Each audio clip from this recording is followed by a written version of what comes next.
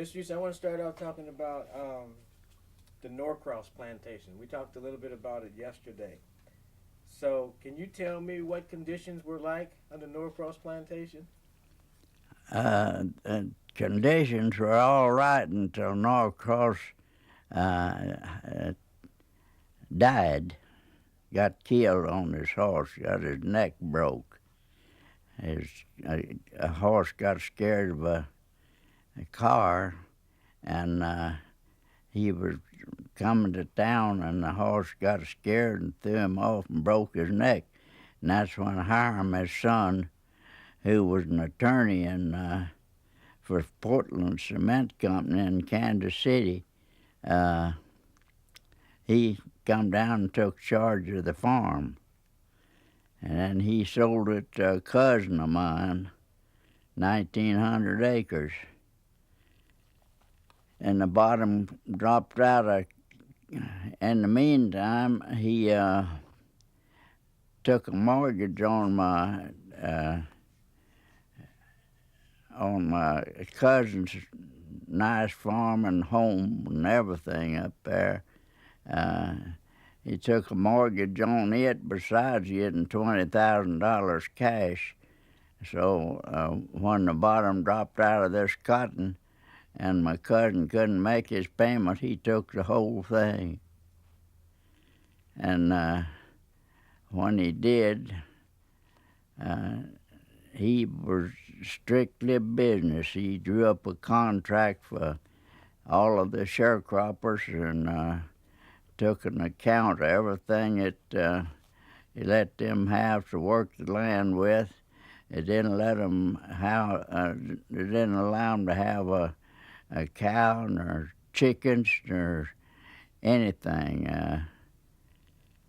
And he had this land measured, and where my cousin would guess at it, he had it surveyed, and when he got through, there wasn't enough for land to go around. So he just took some of them's crop had already been started, and he just kicked off a whole bunch of these tenants out there to make this sort they wouldn't have just exactly what they're supposed to have. At that time, before he took it over, and I guess afterward, tenant farmer was furnished so much a month for the amount of land he had. He is allowed so much a month during the crop season. After the crop season's over, they didn't get anything. And now, this furnish that the Norcross and the other plantation owners provided, tell me about how they would get this furnish, about how they would go to the store and the plantation owner would own the store and all that. So can you explain that to me? They ordinarily would go to the bank and get the money, borrow the money from the bank in a lot of cases. In a lot of cases, the owner furnished it and maybe gave them a discount so that they'd make money off of that too.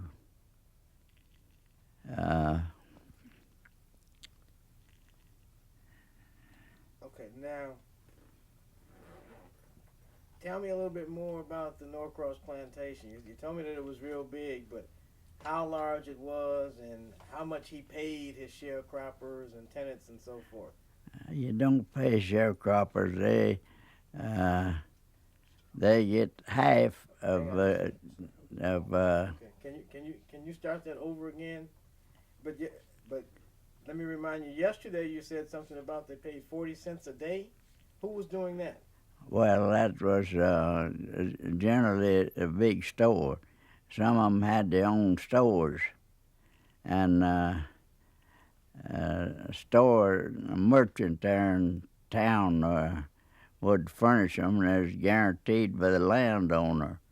He'd give us these folks to furnish whatever it was, so much for the amount of land they had, as I told you before. They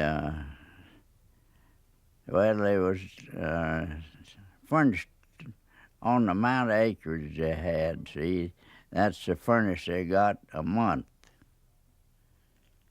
Okay, that's good. This is good. Can you tell me a little bit more about Hiram Norcross Jr.? How different he was from his father? Well, his father was a good man, a friend to everyone. There's an old man that borrowed $1,000 from him, old man Joe Davis, and in the fall of the year, he went old Hiram, that's the old man, and was going to pay him this $1,000.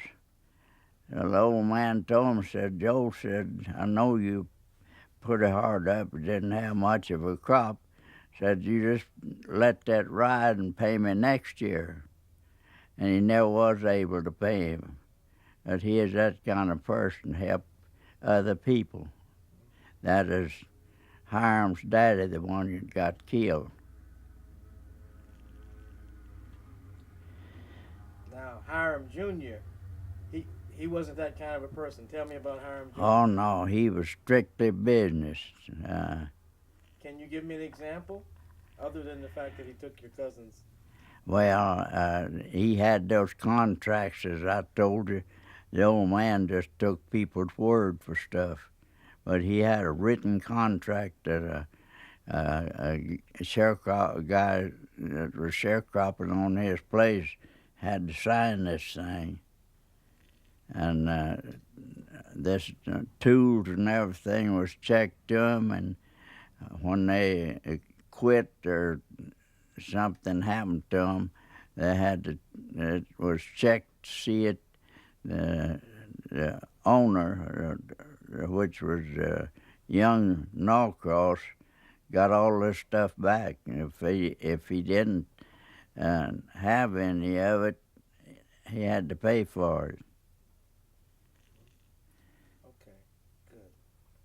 Now, when the government, the AAA, asked the planters or the owners to plow their crops under, and they paid them. Yeah. Now, yesterday, you told me a story about how some of the tenants and sharecroppers came to you and complained. Can you tell me that story again from the very beginning? Yeah, I was the law. In fact, I was marshal, constable, and deputy sheriff in this little town, and the folks all trusted me. And when they couldn't get any help, they'd come to me to see if I could help them out.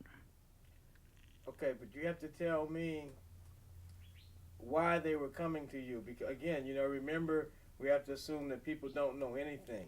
So you have to tell me that the planters didn't share the money as they were supposed to, and then they came to me for help. That's right. Okay, but can you tell that back to me so that I have it on film? Well, that's they come to me because they figured maybe I could help them out get their money that the guy that owned the land had the check for. He's the one who got the check. They didn't get it.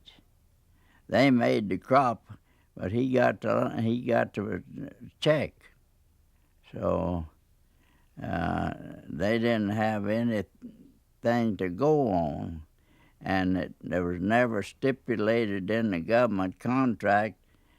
It said it would have to be settled between the sharecropper and the owner. And he's sitting there with the check in his hand and had all the advantages. So some of them would claim that Cropper didn't finish his deal because he didn't have to pick the cotton. He didn't have to gather his crop, so he hadn't actually finished it. And yet the Cropper then, he claimed that he had finished his part of it, which he had. We have to stop because we're out of film, but this is good.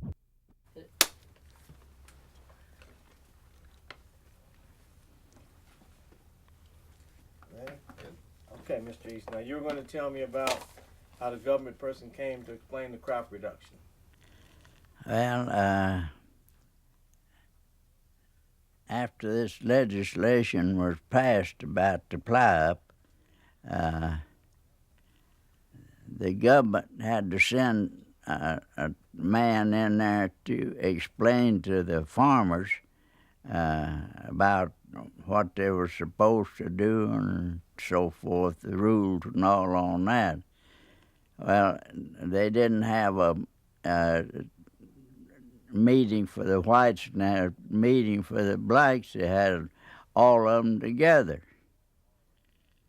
So when the union thing came up, I didn't think that there's any argument to it. In fact, there wasn't. We just didn't argue about it.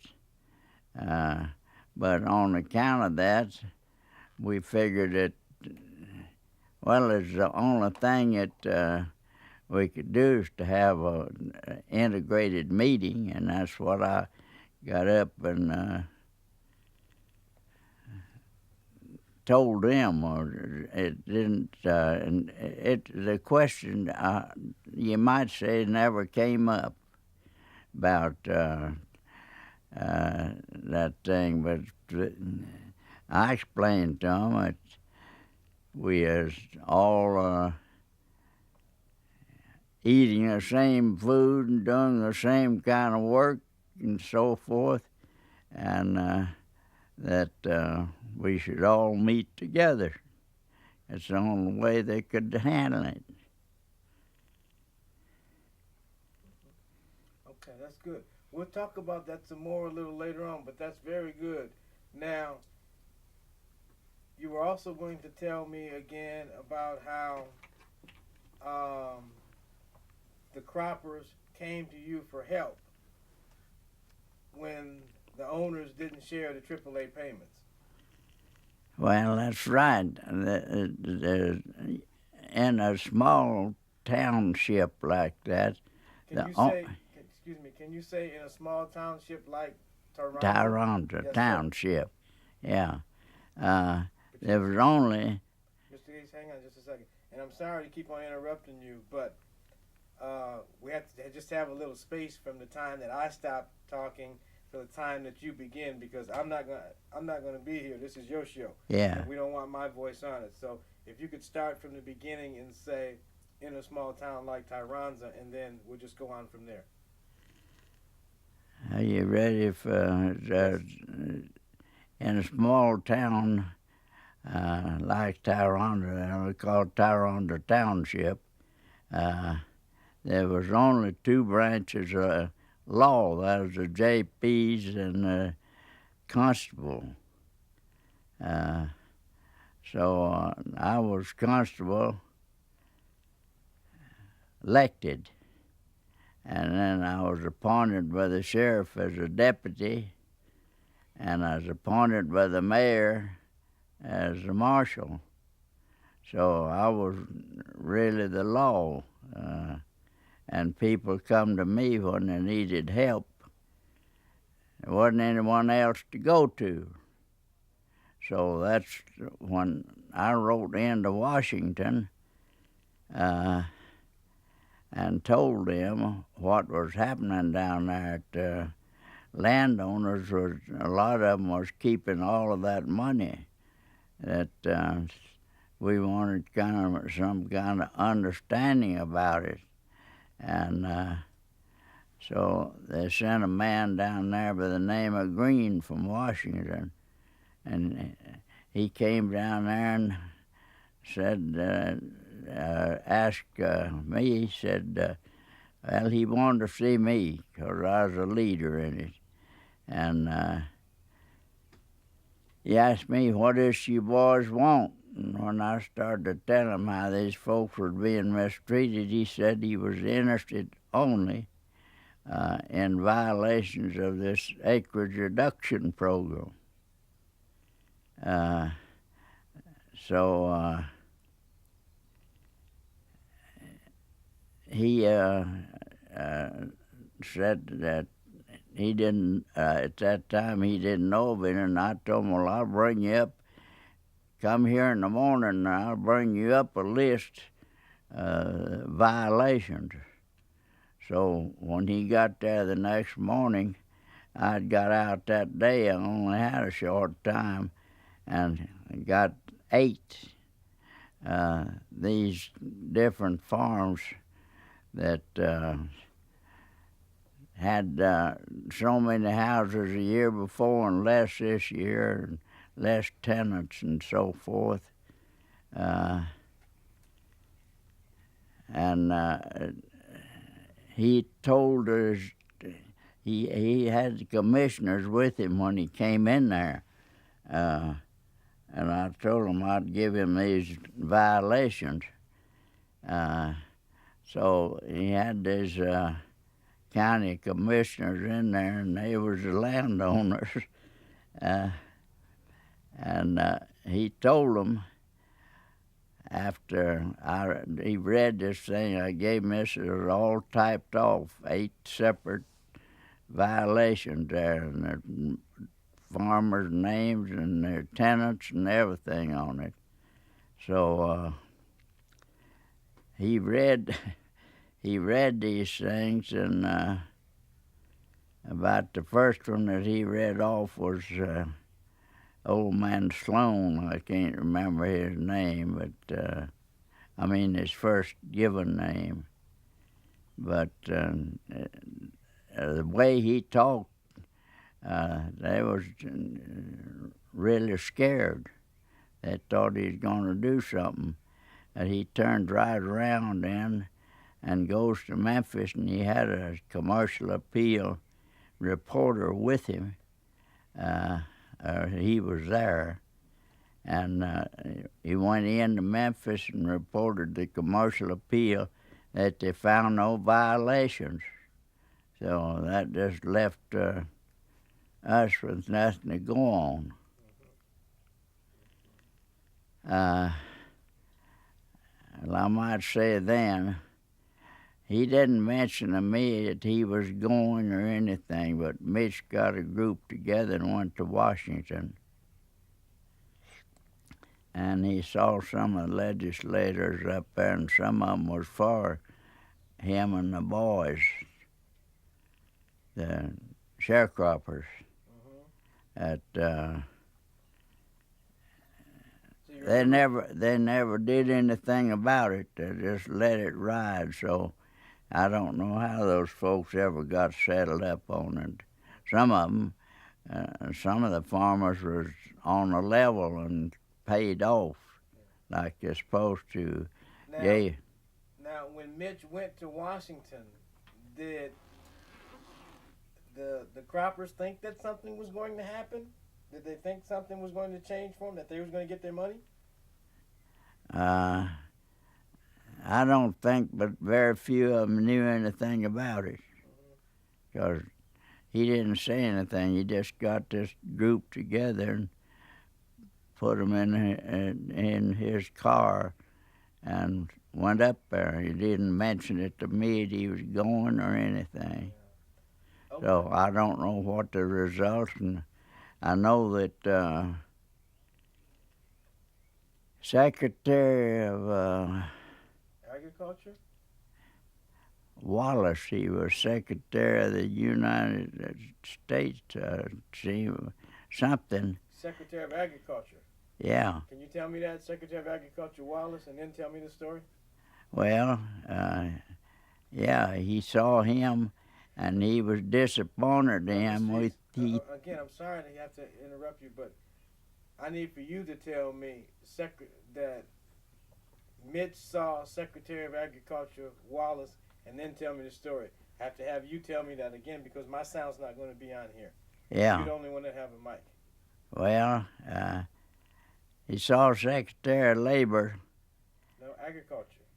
Of Agriculture, yeah. I need for you to say that all over again. And No, Mr. he was disappointed in him because instead of signing up with us boys, he sided in with the planters. And the outcome of that, I never did know. If it wasn't anything good, I could tell you that. Because they never done anything about it. Yeah. And I don't know how they ever got their check settled. Okay, now, how much you got now? Okay. We might as well roll it off. Huh? Okay. We have to change again to get some more film. Okay. This is going good, though. It's going good.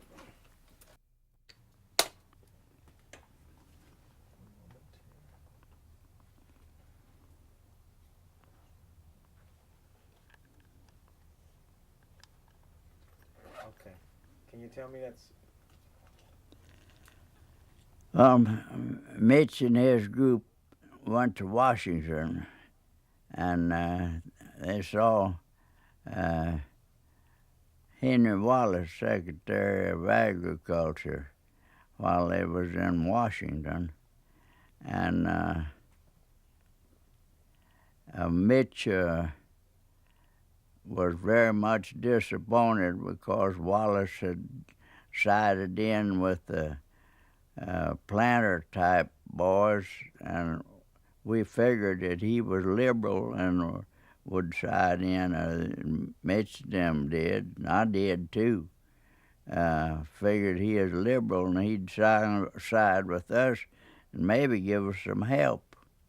That's one reason he went to see him. But he didn't. He was against us. Good. Perfect. Absolutely perfect. Now, we talked about it a little bit before, but after Mitch and the other people came back from Washington, you decided to form a union. Can you tell me that story about how you actually decided? Yesterday when we talked, you told me you were riding around in a car and so forth. No, that is wrong. That's not right. The union we'd already had the union organized. Okay, well just tell me about that then. Well, after Norman Thomas was there, he had dinner at my home, and he Stop for a second. Wait a minute. Do it second mark. Sorry. Do it. Second mark. Go. You ready, sir? Yes. Okay. Now, can you tell me the Norman Thomas story that we just talked about? Yes, Norman Thomas. I introduced him out at the schoolhouse after we had driven him around and to see a group of the farmers and the way they were living. And I took him out to Norcross Plantation and took him through Norcross's barn out there, and he had concrete floors and running water and all in there for the hogs. So when he got up to make this talk at the schoolhouse, he brought it out that animals were being treated better there than the people was, the sharecroppers. So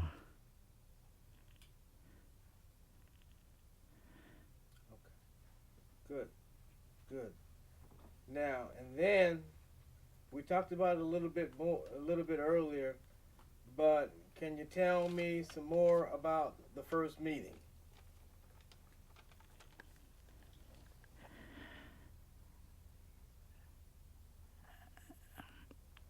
well, I mean, this, earlier you told me that that you had the first meeting and there was black and there was whites there, and you all decided that there was no way you could have separate unions.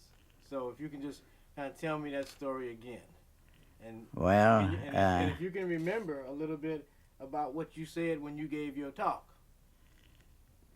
But we got to start. We got to start again because we stopped. We did stop, didn't we? Did you stop? No, I'm still Oh, going. okay. Okay. Well, let's go. Go ahead. when we had this meeting, it had already been decided as to who was going to be the officials in the union, and that was decided actually by Mitch. He had it all planned, and I was to be the president, and he was the secretary, and two other guys. Nunley was, I think, to be the treasurer, and had one other guy in there, and I've forgotten what office he held. But all of that was decided before we even had the meeting. So we had that meeting and got up and more or less pretended to have a Democratic vote, but in reality it wasn't Democratic at all because it had already been set up.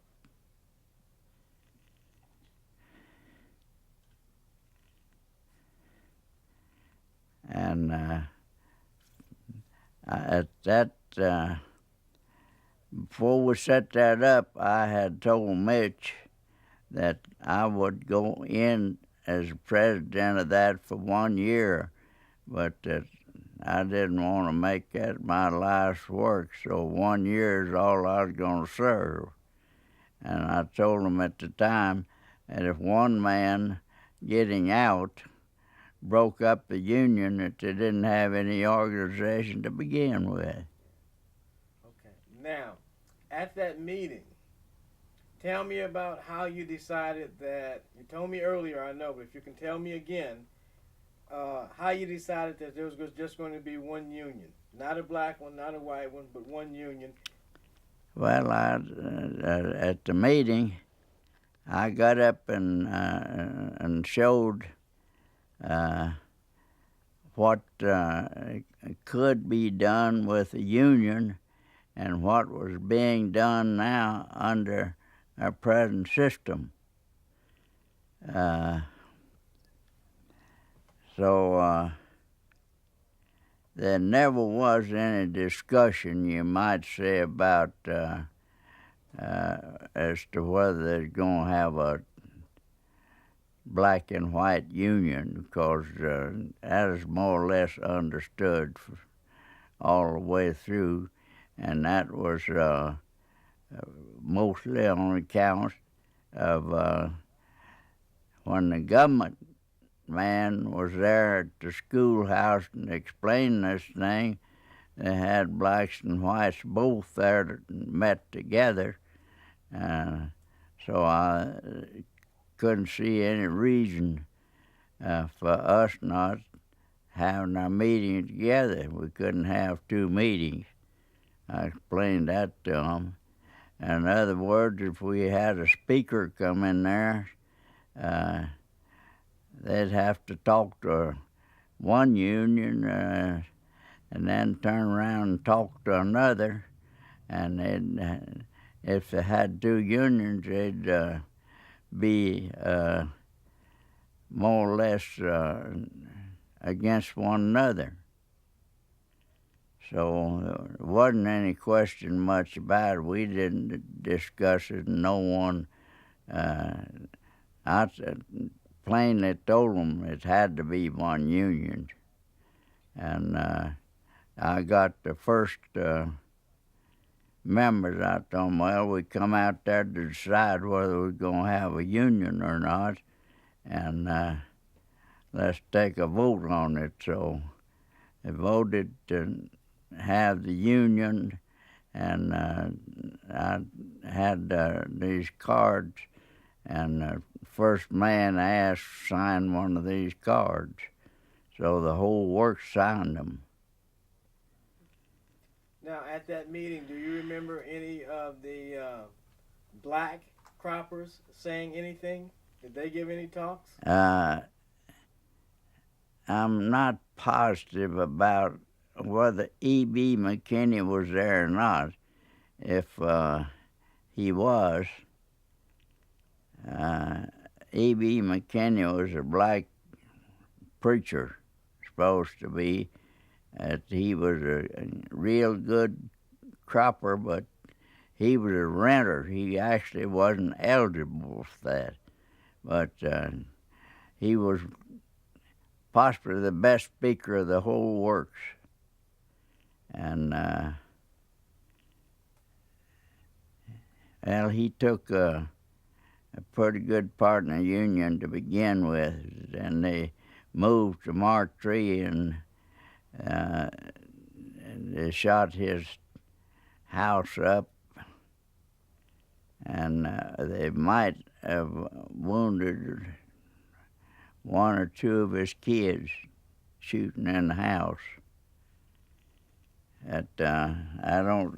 When I inquired about E.B. what had happened to him, Mitch said he'd gone communist. So at that time, the Union didn't think much of the communists, because we thought the communists all wanted to tear down. Okay, we're out of film. We have to change again. But this is good.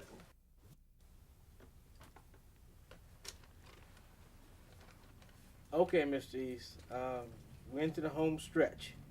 So what I'd like for you to tell me about evictions and why croppers were evicted, particularly around the Norcross Plantation. Well, actually, for different reasons. Norcross and them never gave out why they was doing it. No, I need for you to tell me what they were doing. Again, they can't hear me. I need for you to say people were evicted for different reasons, you know? Okay. They couldn't, a lot of them didn't know, the people didn't know why they were being evicted. But after he took a measurement of the land, surveyed it, he didn't have well, he had more tenants than he had land to divide up, so he just kicked so many of them off. And surprisingly, later on, he got stuck on that. The law got him on that. Now, what else could these people do after they were evicted? What else could they do, and what did they do? That's when they set out on the road, side of the road. Wasn't a lot they could do. They're just out, and I couldn't tell you what the most of them left there, sat there and didn't know what to do. never had been kicked off a place like that. So I actually don't know what the results of them being kicked off brought to them. Only they had no damn place to live or nothing. They're just kicked completely off. And up in Missouri, there's hundreds of them sitting out. They had a camp up there, and I didn't go to it, but they had hundreds of them out in a group that had been taken off, and a lot of people didn't know it, but insurance companies owned nearly all the land up in that southeast Missouri. So I don't know whatever happened to them, but there's in the papers and all pictures of them, these groups and everything. Now, you owned a store and you were a business person, but when people found out that you were involved with the union, what happened? Tell me that story. Well, to begin with, I was a socialist, and that's what caused us to have the union. And I had studied that, and as I said before, Upton Sinclair was probably the cause. I knew there was something wrong with the country when people were plowing under that cotton, and they didn't have decent clothes, no sheets in the house or nothing else. And so I knew there's something wrong with the economy in the country. And that's when I actually became interested in socialism. So me being a socialist and studying that information I got from New York about them caused us to form a union. Okay, but now let me get you back on the story. Remember you told me to remind you to do that. Let me get you back.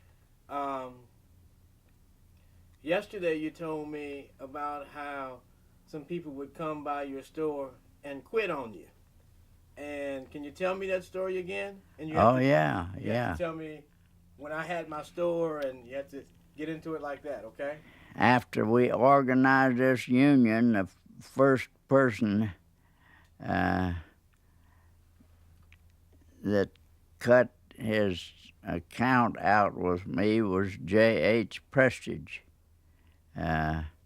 So he come in, paid up his bill, and I knew then what he was doing, because he always paid the first of the month. And I knew then that he was quitting. And then his son-in-law, Cecil Justice, came in and paid his up and wanted to know why I had gone against my own class. So I told him we wasn't supposed to have classes. People were supposed to be equal in this country. But that was just the beginning, and I knew then it was going to be too bad that a lot of the others were fixing to close me out. So I thought, well, I've got a move coming. So I sold my place and sold my house, and I had no trouble doing it because they wanted to get me out of there. They loaned a guy the money to buy my station, and Wood and Warren bought my home. They wanted to get me out of Tyronta. Can you tell me what the STFU means to you? I mean, what you're most proud of in regard to the union? Well, what I'm actually the most proud of is that I was at the head of organizing it, and that I didn't let these planters, if I'd have give in, and the president and them told me, well, I'm going to cut out the union business, so don't close your account with me.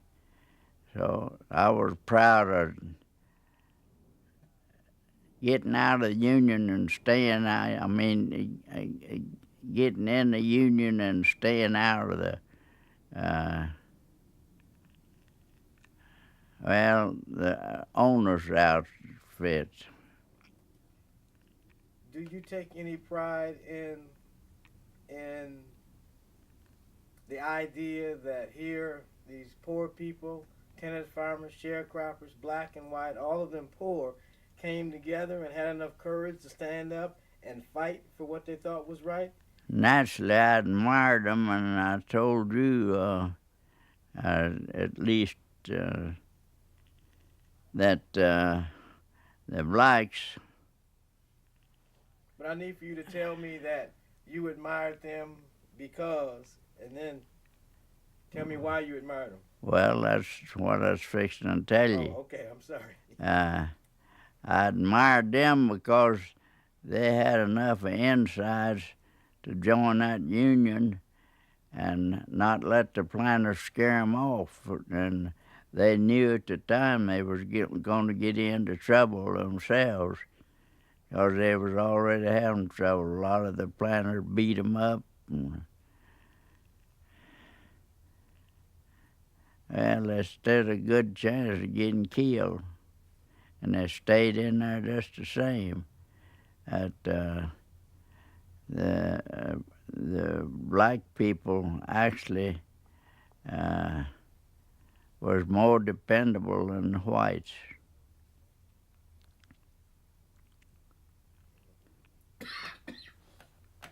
Okay, let me ask you something else now. You had said that E.B. McKinney's house was shot up. Yeah. Now, did that happen often? Can you tell me about what the union did, how the union felt when that happened to someone? Well, wasn't anything the union could do. So all we done, we just knew about it, and that's all there was to it. Of course, E.B. McKinney at that time had gone to Mark Tree, and the people back in those days, if you lived in Tyrandra, even though Mark Tree was on the 4.5 miles, it was a different section altogether. Okay, but now, you had a gun, and you was willing to fight back. I mean, you was a sheriff, but were any of that... Oh, okay, we're all out of film. Okay. Now, we were getting ready to talk about a little bit about the violence and the kinds of things that people did to discourage the union. No, we was fixing to talk about union fighting back. Okay, tell me about it then. Okay. That once in a while, I'd have some guy, it's always a black guy, that'd come to me and tell me, say, I brought my gun, I hid it down in the field. We'd hear they's going to shoot up our place and so forth.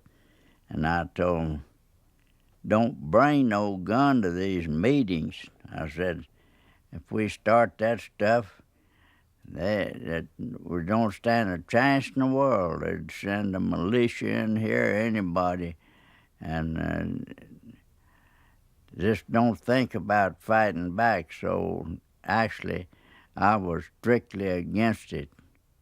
I figured that if they ever started, I was going to do some shooting myself, but I didn't tell them. Okay, that's good. Now, do you have any thoughts in terms of like the legacy of the STFU, how you want it to be remembered, what you think it should be remembered for?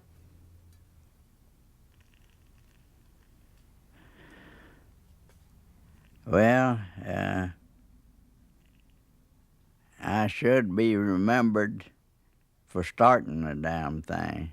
It wouldn't have had a union if it hadn't been for me. Mitch has said that half a dozen times, and I got copies of his, and the only time that he ever brought that up was at I think it was 20th anniversary at Little Rock. He got up and said there that I was more responsible for the union than he was, that he was lazy and everything, and I was a go-getter, and that I was the man that was actually responsible for the union. He got up and told that at Little Rock, and it's all down in his report. She's got that, Okay. Elizabeth. Okay. Now, we referred to Mitch a little bit, but can you tell me a little bit more about him? What was he like? Well, Mitch wanted to be the head guy in this thing, so he never did give other folks credit. Of course, he gets up and in one of his books said he never saw a man he didn't like, and turns right around. I had some letters from him and said that Butler was a son of a bitch, and talking about these other, and another thing was oh, the guy out there is well, he was in a different branch, but I can't think of his name right now, but you know who I'm talking about if I could. Ward? Huh? Ward Rogers? No. Okay. Roy. Roy didn't have it. He just messed up, that's all. Okay, well let's because the film is rolling. Well, let's talk about something else then, and maybe that name will come back to you. Can you tell me about? You remember when Ward Rogers made his speech? Well, you told me about that yesterday. Yeah, Can you tell me that again? I wasn't there. Well, tell me what you thought about it. Okay. They had that meeting. I'm almost certain it was Truman, not Mark Tree. But he got up and said that he could take a group of these sharecroppers and go out and hang one of these planters, which I knew he couldn't do, and that's when they put him in jail for saying that. He had no business saying it. He was a new man in there, didn't know anything about the country and the people and nothing else. So he is plumb out of place when he made a remark like that. But they arrested him, and they had to get a lawyer to get him out of jail. Okay. Earlier when we talked, we were talking about the first meeting. Now, I need for you to tell me again, and I think I explained this to you earlier, about how I could put one piece of it together with another piece. I need for you to tell me that the first meeting was held wherever it was held. I need for you to tell me that the first meeting was. Can you? Well, our first meeting was at a little one-room school building, and they called it Sunnyside Schoolhouse. they called it Chigger Ridge, and they had about 3 different names for that little old building where we had that meeting. It was 3 miles south of Tyrandra, right on the road, and black folks had been using it for a church meeting. It had been a schoolhouse until they consolidated the schools there, and they closed all those little schoolhouses like that and put on buses. And run out of money and they couldn't keep the buses on, so they took the buses off, and there wasn't but just a small percentage of the people that had cars and so forth that could take the kids to school. Okay, that's good. That's good. Now, let me ask you, is there anything else that you can think of that you just want to tell me? Anything else you want to say about the STFU, about you, about anything?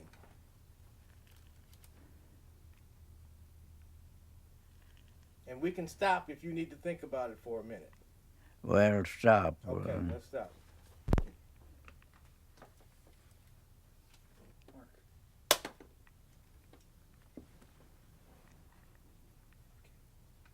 Go ahead, Mr. East. About what was the question on that? The question was that you could say if you had anything else that you wanted to tell me or anything else you wanted to say about yourself, about the union, anything. Well, in the first place, I never went into this to make a name for Mitch or make it my business or anything, which Mitch did. So after I called myself getting out, I still faced 2 mobs in there for the simple reason Mitch sent me instead of going himself. One was at Forest City, Arkansas, and the other one was at Mark Tree, Arkansas. And that is another thing I'd like to bring out.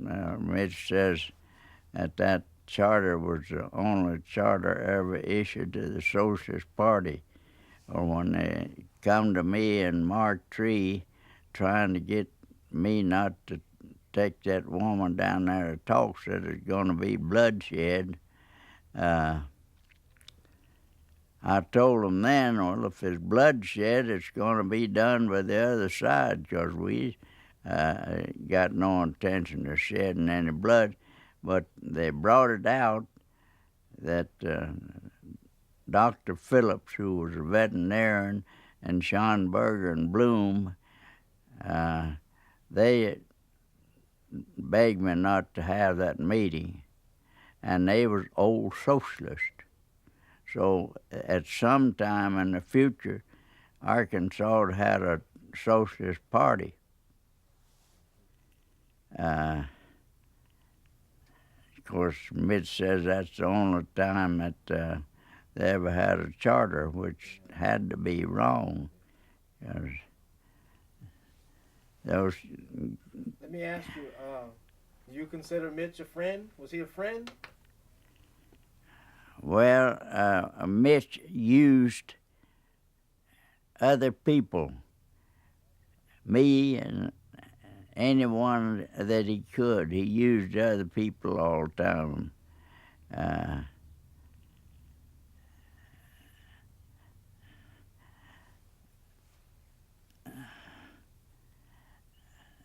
And actually, he called me his friend and so forth. And when he come to my house, he made himself at home. He'd come in and he'd spend maybe 2 or 3 days. I'd haul him around. He never did pay for anything.